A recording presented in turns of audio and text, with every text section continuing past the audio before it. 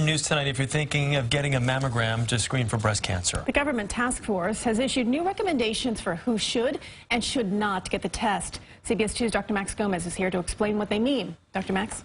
Well, Chris and Christine, the U.S. Preventive Services Task Force published its recommendations after an extensive review of scientific studies on the benefits and harms of screening mammography.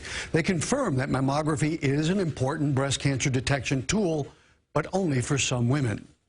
There was no family history. There was no reason for me to think that I would ever have breast cancer. There was no lump, there was nothing. Even without any known risk factors, Suzanne Miller had followed the old screening guidelines and had a mammogram at age 43. Several suspicious areas led to. They ended up doing a mastectomy and reconstruction. But under the new guidelines released today by the U.S. Preventive Services Task Force, Suzanne might not have had that mammogram.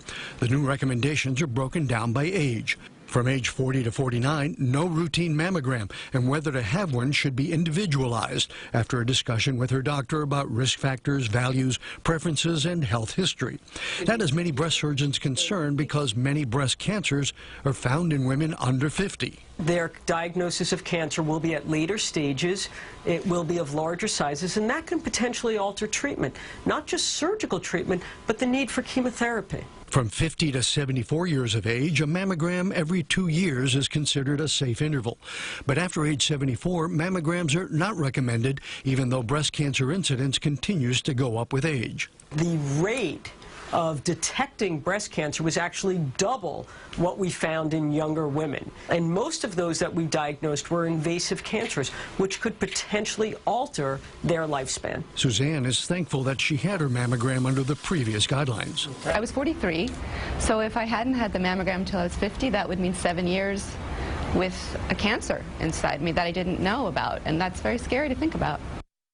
Now, many breast cancer centers we spoke with say they will continue to follow the previous guidelines that women should begin getting mammograms at age 40. But the new recommendations may affect whether health insurance will pay for those screenings that fall outside the new guidelines. And we should make clear these are screening mammograms, meaning no lump is present, no other actual thing that suggests a tumor in there. These are screening mammograms. Are there any risks involved? Well, they talk about the risks. The risks are basically false positives. False positives meaning that you have a biopsy, it leads to a lot of biopsies, there's no cancer found, and there's a lot of anxiety that's created there. That's really the only risk. Radiation is now so low that it's really not a risk. All right. Thank you. Dr. Max, thank you.